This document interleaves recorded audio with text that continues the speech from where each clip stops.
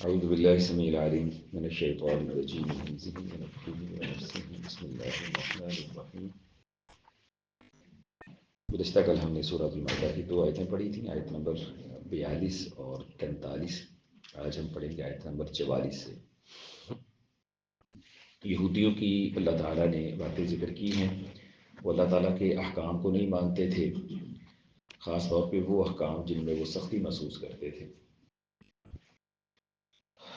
تو اللہ تعالیٰ نے اس حوالے سے فرمایا ہے اِنَّا بے شک ہم نے انزلنا ہم نے اتاری التورات تورات فیہا جس میں ہدن ہدایت تھی ونور اور نور تھا۔ لوگوں کے لیے وہ باعث ہدایت تھی اور لوگوں کو نور کی صورت میں شرعی رہنمائی فراہم کرتی تھی۔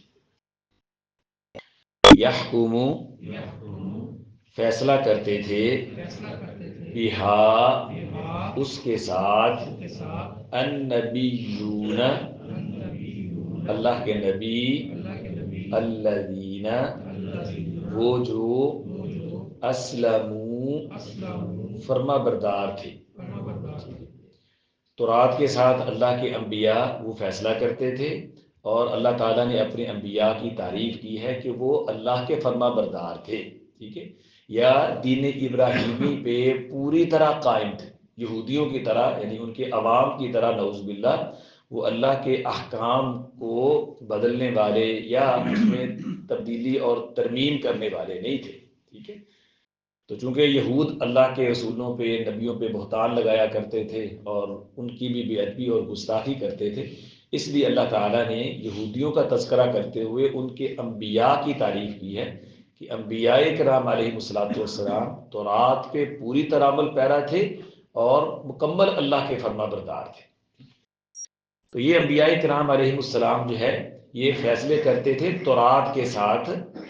کن لوگوں کے لیے فیصلے کرتے تھے؟ للذین ان لوگوں کے لیے جو ہادو یہودی بنے، والربانیون اور رب والے بھی، والاحبار اور علماء بھی، ٹھیک ہے۔ انبیاء کرام بھی تورات کے مطابق فیصلہ کرتے تھے، اور نیک لوگ جو رب والے بنی اسرائیل میں اللہ کا خوف کھانے والے، اللہ سے ڈرنے والے تھے، اور جو ان کے علماء تھے وہ بھی اسی تورات کے مطابق ان میں فیصلے کیا کرتے تھے۔ مطلب یہ کہ تورات ایک بڑی کتاب تھی، موسیٰ علیہ السلام کے بعد عیسیٰ علیہ السلام تک، بیچ میں زبور آئی ہے لیکن زبور بھی چند احکام پہ مشتمل تھی۔ تو بنیادی کتاب جس میں فوجداری احکامات تھے وہ تورات ہی تھی، حتیٰ کہ عیسیٰ علیہ السلام پہ انجیل کا نزول ہوا تو انجیل بھی مواعظ پہ، واعظ و نصیحت کی باتوں پہ مشتمل تھی۔ فوجداری احکام اور دیگر قوانین وہی تھے ان کے لیے بھی جو تورات میں تھے۔ تو بنیادی کتاب بنی اسرائیل میں تورات ہی رہی ہے، ٹھیک ہے۔ تو موسیٰ علیہ السلام کے بعد جتنے بھی انبیاء کرام علیہ السلام آئے ہیں تو وہ تورات کی ہی تعلیمات آگے فارورڈ کرتے رہے ہیں، ٹھیک ہے۔ یہ ایک بڑی کتاب تھی۔ یہی وجہ ہے کہ آقا علیہ السلام پہ جب وحی اتری اور آپ اس سے پریشان ہوئے، جو آپ نے ایک بڑا یعنی کہ نا خوفناک منظر فیس کیا تھا، تو پھر سیدہ خدیجہ رضی اللہ عنہا آپ کو اپنے چچا زاد ورقہ بن نوفل کے پاس لے گئی تھی۔ تو انہوں نے آقا علیہ السلام سے سارے احوال پوچھنے کے بعد یہ فرمایا تھا کہ یہ وہی ناموس ہے جو موسیٰ علیہ السلام پہ اترا تھا، ٹھیک ہے۔ تو انہوں نے اس حالانکہ قریب نبی تو عیسیٰ علیہ السلام گزرے ہیں، لیکن وہ موسیٰ علیہ السلام کا حوالہ دے رہے تھے کیونکہ بنیادی شریعت جو تھی وہ موسیٰ علیہ السلام کی تھی اور بڑی کتاب بھی وہی تھی۔ اس لیے اللہ تعالیٰ نے تورات کی اہمیت بیان کی ہے، چونکہ یہودیوں کی باتیں بیان ہو رہی ہیں اور اللہ تعالیٰ ان کی تردید کر رہے ہیں، تو اس لیے فرمایا کہ یہ تورات اتنی بڑی کتاب تھی۔ اور پھر اس کے ساتھ ساتھ یہ انبیاء کرام، رب والے، علماء کیوں فیصلے کرتے تھے تورات کے بارے میں؟ بما اس لیے کہ استحفظوا وہ محافظ بنائے گئے تھے، من کتاب اللہ اللہ کی کتاب کے، اللہ نے انہیں اپنی کتاب کا محافظ بنایا تھا کہ تم نے تورات کی حفاظت کرنی ہے، ٹھیک ہے؟ تو تورات کی حفاظت کی ذمہ داری اللہ نے لوگوں کے سپرد کی تھی، ٹھیک ہے؟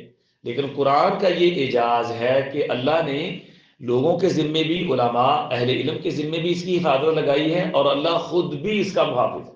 یہی وجہ ہے کہ اتنا عرصہ گزرنے کے باوجود قرآن میں ایک لفظ یا حرف کی تبدیلی تو کجا، ایک اعراب کی تبدیلی بھی نہیں کی جا سکی اور نہ قیامت تک کی جا سکی۔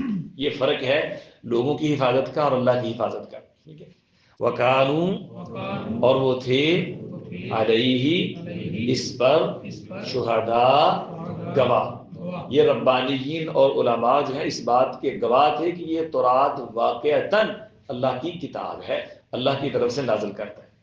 اب اللہ تعالیٰ تورات کی اہمیت بیان کر کے اور ان کے پہلے لوگوں کا حوالہ دے کر کے کہ اسی کتاب کے مطابق تمام انبیاء فیصلہ کرتے رہے، تمہارے نیک لوگ علماء بھی اسی کے مطابق فیصلہ کرتے رہے، بدبختو بعد میں تم نے اس میں ترمیم تبدیلیاں کر کے احکام بدل دیے اور اس کے احکام کو ناقابل قبول بنا دیا، لوگوں سے پیسے، رشوت اور دنیا کی مفادات حاصل کرنے شروع کر دیے۔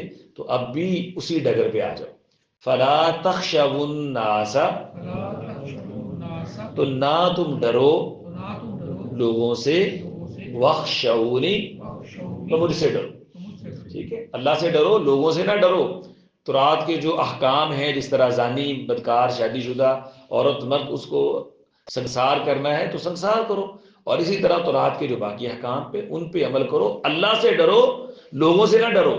ولا تشترو، اور نہ تم لو، بآیاتی، میری آیتوں کے بدلے میں، ثمنً قلیلا، تھوڑی قیمت، ٹھیک؟ دنیا چونکہ معمولی ہے اس لیے اللہ تعالیٰ نے اس کا زیادہ پیسہ بھی ہو تو اس کو تھوڑی قیمت ہی کہا ہے، کہ دنیا کے چند ٹکوں کی خاطر، چند پیسوں کی خاطر اللہ کے احکام کا کھلواڑ نہ کرو۔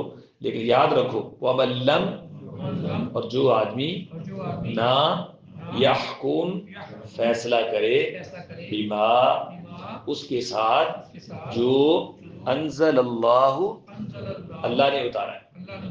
جان بوجھ کے قرآن، حدیث یا اللہ کے احکام، یہ چونکہ اصل خطاب تو یہودیوں کو ہے کہ انہیں پتہ ہے تورات یہ کہتی ہے، اللہ کا حکم یہ ہے، انبیاء نے اس کی وضاحت یہ کی ہے، سب کچھ پتہ ہونے کے باوجود جان بوجھ کے اگر کوئی بندہ اللہ کے حکم کو ٹھکراتا ہے تو وہ کافر ہے، ٹھیک ہے؟ تو اللہ فرماتے ہیں کہ جو لوگ اللہ کے نازل کردہ کے مطابق فیصلہ نہ کریں، فَأُولَئِكَ، تو یہی لوگ، هُمُ الْكَافِرُونَ، یہی کافر ہے۔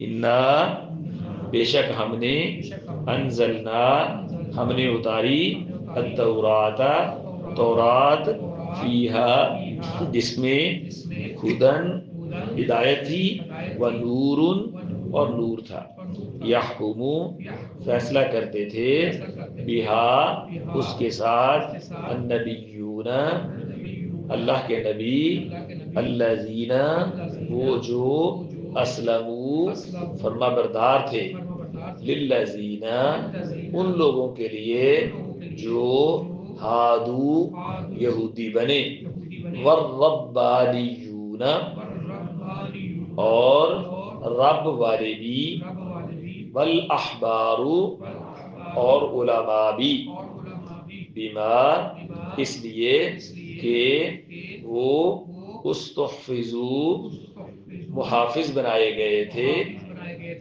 من کتاب اللہ، اللہ کی کتاب کے، وکانوا، اور وہ تھے، علیہ، اس پر، شہداء، گواہ، فلا، تو نہ، تخشوا الناس، تم ڈرو لوگوں سے، واخشونی، اور مجھ سے ڈرو، ولا تشترو، اور نہ تم لو، بآیاتی، میری آیتوں کے بدلے میں، ثمنً قلیلا، تھوڑی قیمت، ومن لم، اور جو شخص نہ یحکم، فیصلہ کرے، بما، اس کے ساتھ، جو انزل اللہ، اللہ نے اتارا ہے، فاولئک، تو یہی لوگ، هم الکافرون، یہی کافر ہیں۔